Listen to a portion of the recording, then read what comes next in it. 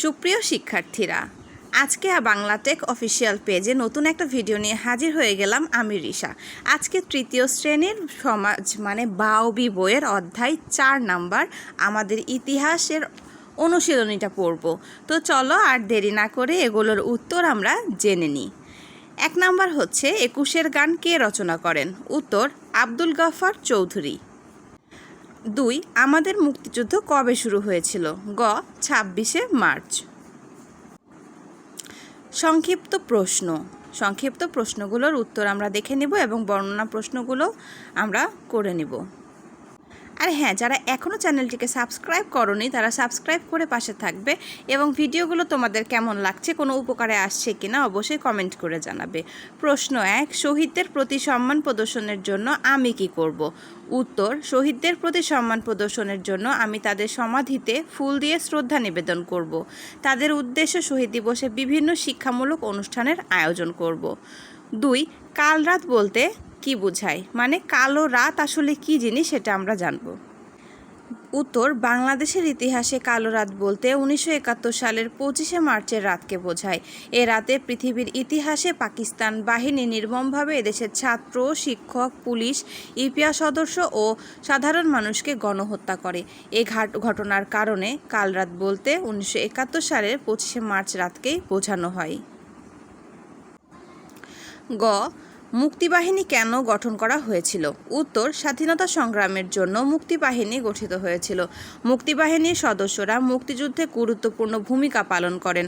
প্রচলিত কায়দায় যুদ্ধের পাশাপাশি গেরিলা যুদ্ধের রণকৌশল গ্রহণ করে মুক্তিবাহিনী পাকিস্তানি বাহিনীকে চারদিক থেকে ঘিরে ফেলে। ফলে ক্রমাগত যুদ্ধে পাকিস্তানি বাহিনী মনোবল হারায় ও হতাশ হয়ে পড়ে। প্রশ্নটা শুধু 25শে মার্চ রাতকেও কালো রাত বলা হয়, এটুকু তোমরা লিখতে পারবে। পাকিস্তানি বাহিনী কখন আত্মসমর্পণ করেছিল? উত্তর পাকিস্তানি বাহিনী 1971 সালে 16 ডিসেম্বর আত্মসমর্পণ করেছিল। বর্ণনামূলক প্রশ্ন, ভাষা আন্দোলন কেন হয়েছিল তা বর্ণনা করি। 2 আমরা বিদ্যালয়ে কিভাবে শহীদ দিবস ও আন্তর্জাতিক মাতৃভাষা দিবস পালন করব তার একটি পরিকল্পনা করি। এখানে 2টা বর্ণনামূলক প্রশ্ন আছে, এগুলোর উত্তর। ভাষা আন্দোলন কেন হয়েছিল তা বর্ণনা করি। উত্তর বাংলাকে রাষ্ট্রভাষা করার দাবিতে ভাষা আন্দোলন হয়েছিল। 1948 সালে পূর্ব পাকিস্তানের জনগণ বাংলাকে রাষ্ট্রভাষা করার দাবি করে। এ সময় বাংলা ভাষার দাবিতে অনেকেই গ্রেফতার হন। কিছুদিন পরেই পাকিস্তানের গভর্নর মোহাম্মদ আলী জিন্নাহ ঢাকা বিশ্ববিদ্যালয়ের এক সভায় উর্দুকে পাকিস্তানের একমাত্র রাষ্ট্রভাষা করার ঘোষণা দেন।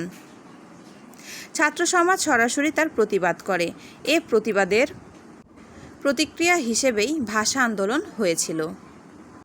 2 আমরা কিভাবে ভাষা শহীদ দিবস পালন করব এবং আন্তর্জাতিক মাতৃভাষা দিবস পালন করব, এটা একটা পরিকল্পনা। উত্তর 21শে ফেব্রুয়ারি আমাদের শহীদ দিবস ও আন্তর্জাতিক মাতৃভাষা দিবস।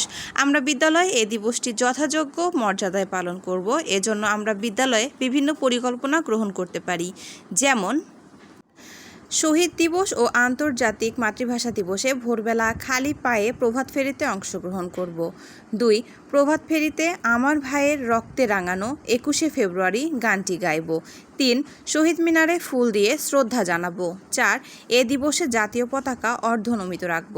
5 বিদ্যালয়ে মিলাদ মাহফিল, অন্যান্য ধর্মীয় অনুষ্ঠান, চিত্রাঙ্কন, রচনা প্রতিযোগিতা, সাংস্কৃতিক অনুষ্ঠান ইত্যাদির আয়োজন করব। আমার স্কুলে আমরা এইভাবে পালন করব এবং তোমাদের মতবাদ অবশ্যই জানাবে কেমন হয়েছে ভিডিওটি এবং তোমাদের কোনো কাজে লেগেছে কিনা। দেখা হবে নেক্সট কোনো ভিডিওতে তোমাদের নির্দিষ্ট ক্লাসের এবং কমেন্ট করে জানাবে তোমাদের কেমন লেগেছে। ধন্যবাদ সকলকে।